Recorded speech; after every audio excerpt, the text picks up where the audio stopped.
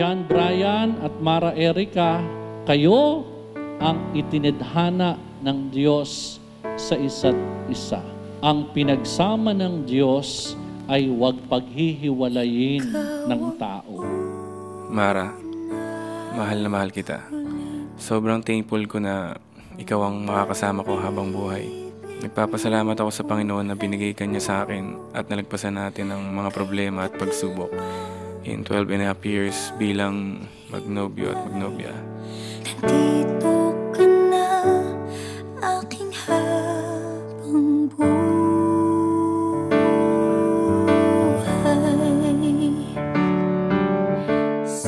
Kitagal kong hinintay na dumating ang araw na ito para sa akin, para sa atin. At ngayon, ito na tayo sa harap ng Diyos at sa mata ng mga tao na nagmamahal sa atin. At ikaw ikinuhit na ng tadhana na tayong dalawa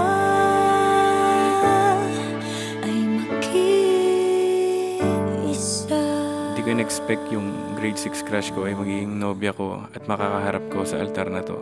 John Brian, bukal ba sa iyong loob ang iyong pagparito upang makaisang dibdib si Mara Erica na iyong pagmamahalin at paglilingkuran habang buhay? Opo, Padre. I prayed for someone to come in my life that will love and accept me for who I am, for whatever flaws I have. At sa sobrang galing at pagmamahal ni Lord sa akin, di ko pa pala hinihiling, ibinigay na niya sa akin. Ikaw ang promise niya sa akin. Ikaw ang una't huling mamahalin ko ng kanto na. Salamat sa pagiging maalaga sa akin. Ikaw lang ang aking mamahalin. Mara, ikaw ang aking una't huling pag-ibig. Mahal na mahal kita. Ito yung araw, hindi ng inyo lamang kasal. Araw ng inyong pasasalamat sa Diyos. Sapagkat ibinigay kayo sa isa't isa bilang regalo. Itinadhana kayo ng Diyos sa isa't isa upang magsama sa inyong buhay bilang mag-asawa. Na tayong dalawa ay maging isa.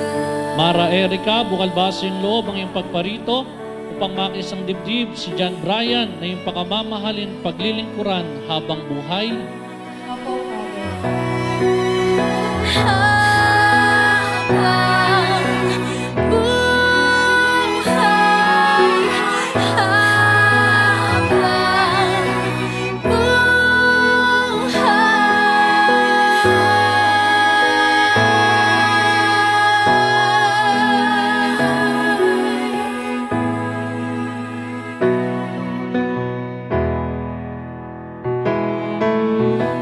You are one of the greatest blessings I ever had.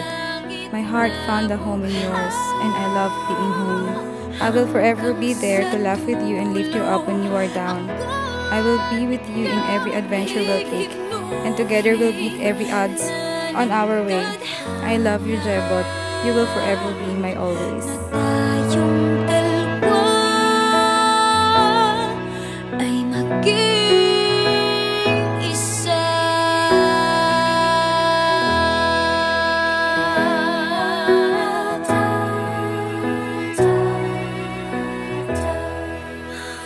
At ngayon po ay maaaring batiin ni John Brian si Mara Erica ng isang masuyong halik.